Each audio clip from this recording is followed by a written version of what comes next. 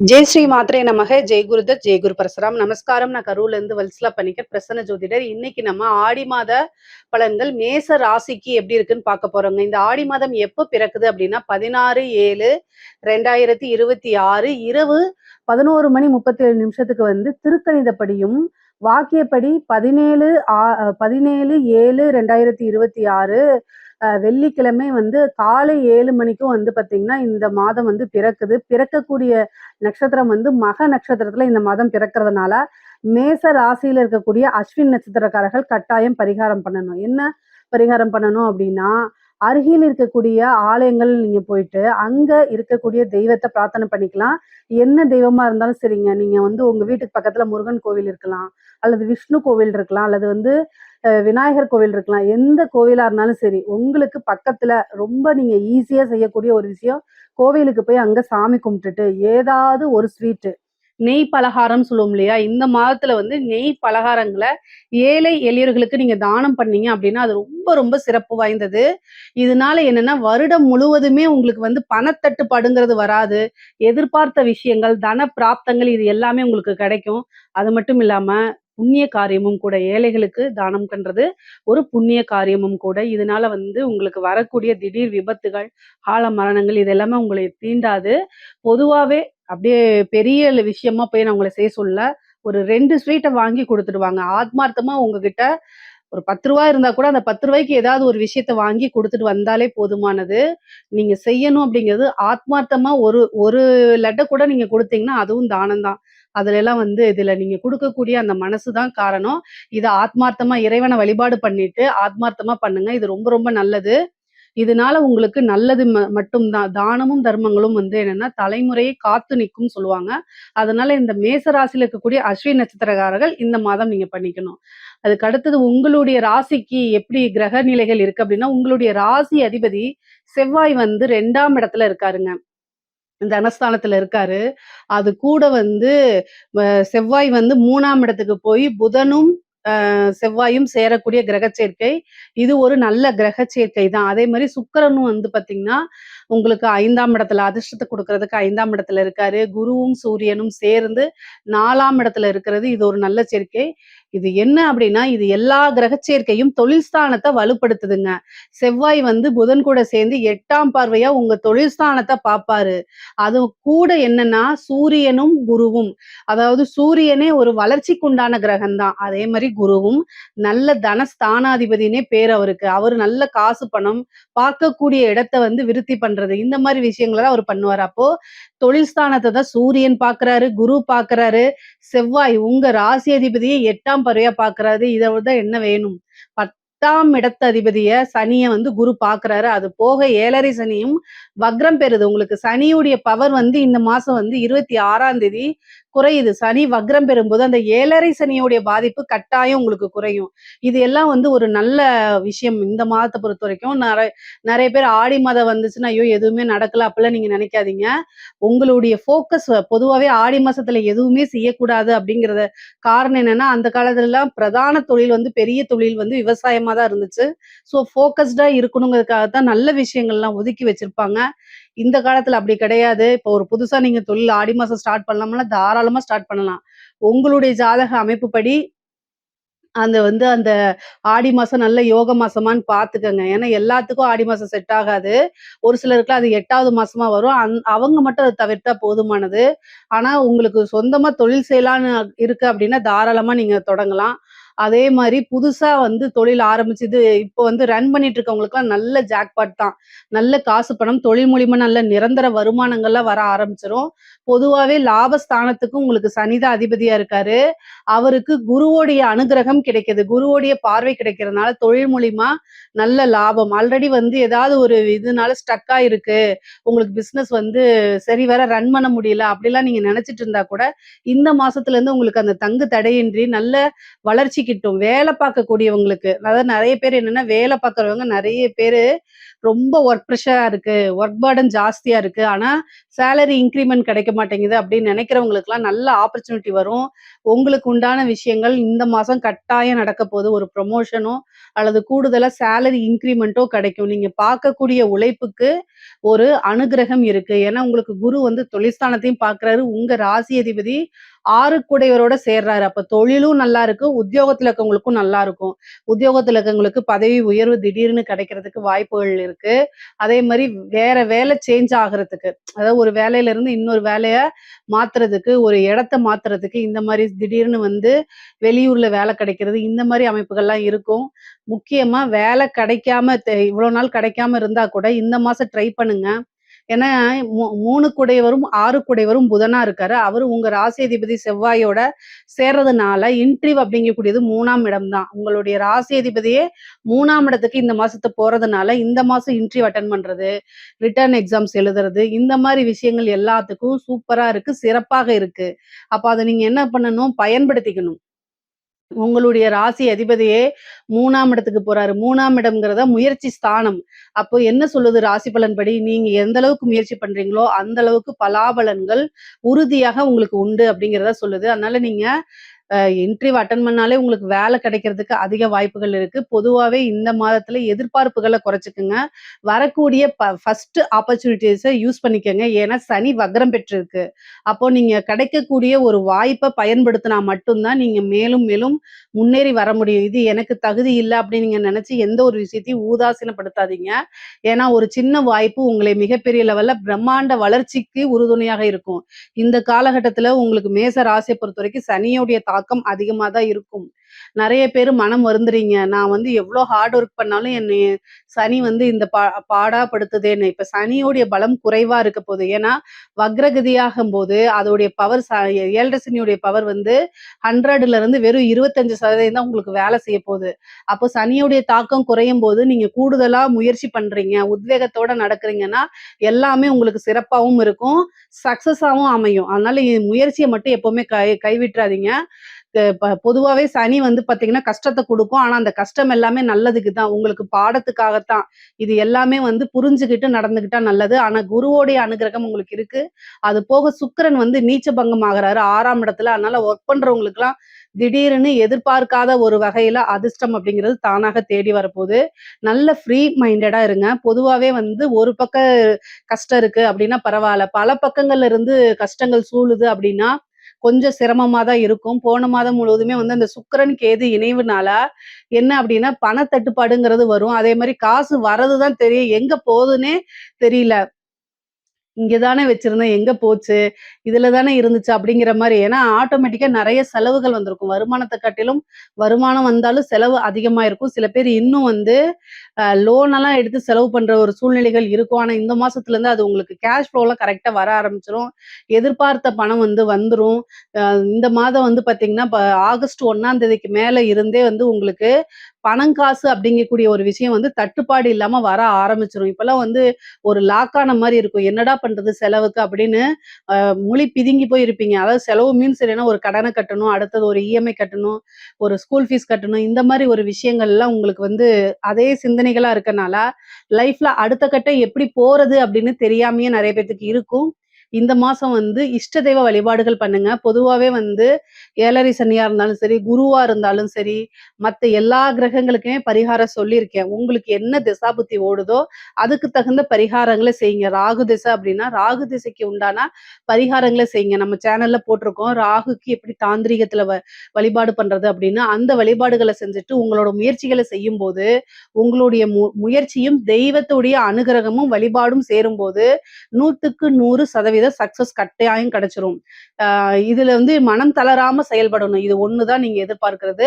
அதே மாரி படிக்கக்கூடிய குழந்தைங்களுக்குலாம் வந்து பார்த்தீங்கன்னா, படிப்புல நல்ல ஆர்வம் வருங்க. நல்ல ரேங்க்கு எடுக்கக்கூடியது. இந்த சோம்பேறித்தனம், அலட்சியம் இது எல்லாமே வந்து ஒதுங்கி போயிரும். ஏன்னா சனி வக்ரமாயிட்டாரு. அதனால ஒதுங்கி போயிரும். அதனால படிப்புல நல்ல ஆர்வங்கள் வர ஆரம்பிச்சுரும். நல்ல மார்க்லாம் எடுப்பீங்க. அடுத்து என்ன எஜுகேஷன் எஜுகேஷனுக்கு போலாம். அடுத்தது என்ன டிபார்ட்மென்ட்க்கு போலாங்கிற சிந்தனைகள் அதிகமா இருக்கும். உயர்கல்வியில எல்லாம் வந்து பார்த்தீங்கன்னா, நல்ல நீங்க நெனச்ச வந்து ரேங்க் ஹோல்டரா வர்றது, அதே மாரி நல்ல இடத்துல பிளேஸ்மென்ட் ஆகுறது, இந்த மாரி விஷயங்கள் எல்லாமே உங்களுக்கு நடக்கும். படிப்ப பொறுத்தவரைக்கும் ரொம்ப சிறப்பாக தான் இருக்கு.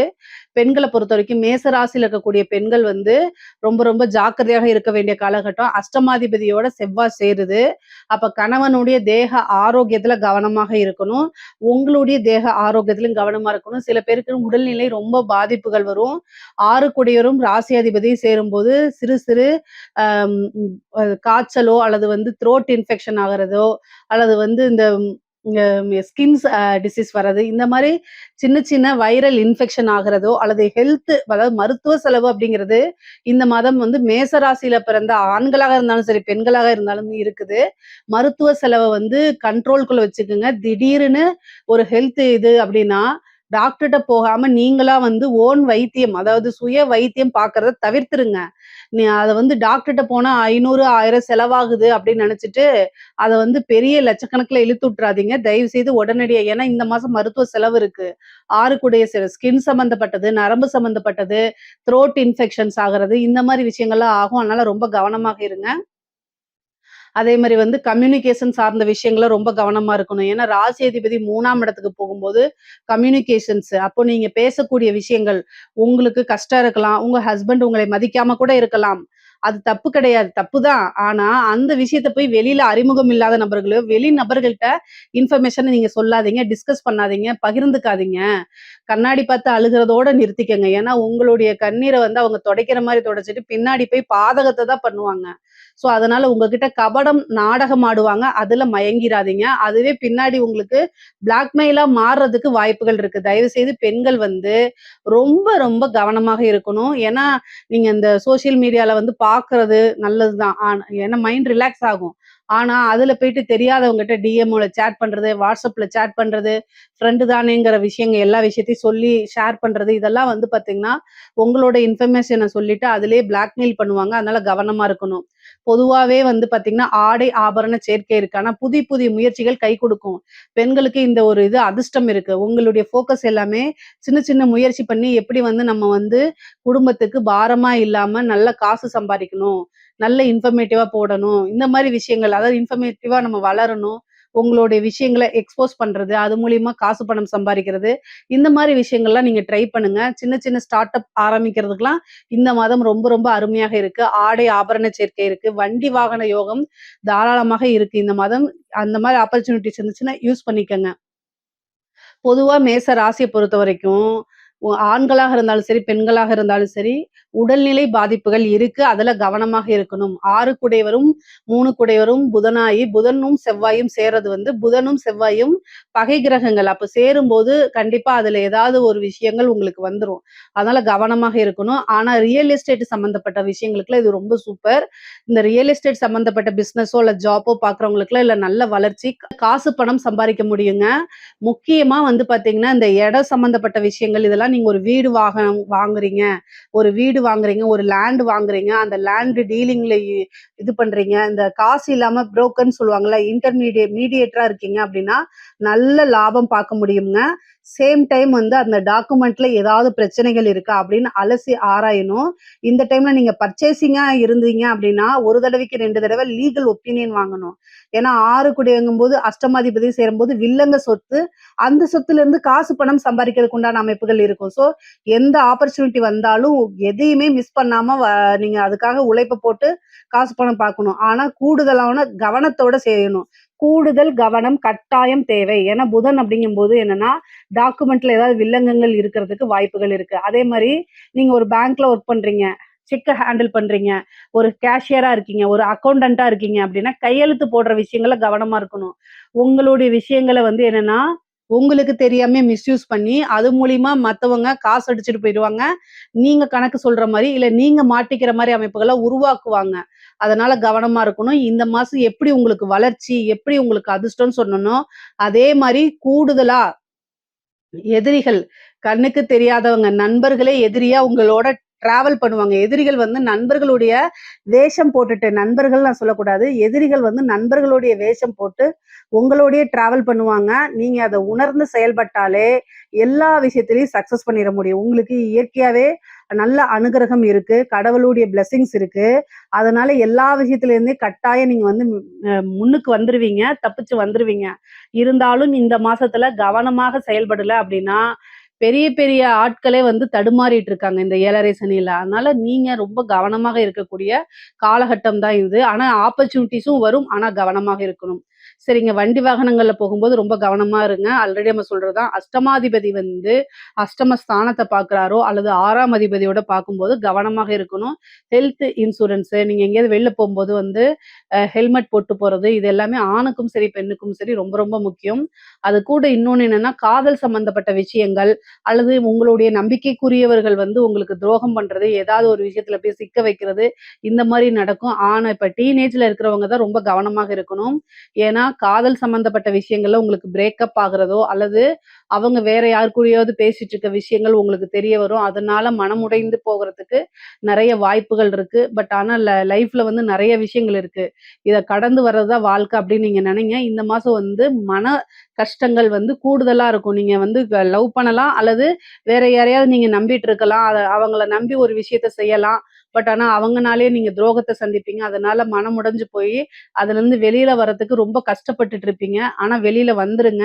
இந்த மாரி காலகட்டங்கள்ல தான் இஷ்ட தெய்வத்த, குலதெய்வத்த வழிபாடு பண்ணிக்கணும். அப்ப தெய்வ அனுகிரகத்தினால ஏதாவது ஒரு விஷயம் வரும். அதுல நீங்க ஃபோக்கஸ் பண்ணுவீங்க. 4ஆம் வீட்ல வந்து உங்களுக்கு சூரியனும், குருவும் இருக்கனால, தாய் வழி சொத்துக்கள்ல இருந்த பிரச்சனைகள்லாம் நீங்கி, தாய் வழி சொத்துக்கள் வந்து சேர்றது, தாயாருக்கு பூரணமான உடல்நிலை பாதிப்புகள்ல இருந்து வெளியில வர்றது, தாயாருக்கு ரொம்ப நல்ல அனுகிரகம் இருக்கிறது, தாய் வழி சொந்தங்களோட சேர்ந்து சுமூகமான உறவுகளை ஏற்படுத்துறது, இந்த மாரி அமைப்புகள் உங்களுக்கு ரொம்ப ரொம்ப நல்லா இருக்கு. வெளியூரு, வெளிநாடு பிரயாணம் இந்த மாதம் இருக்கு.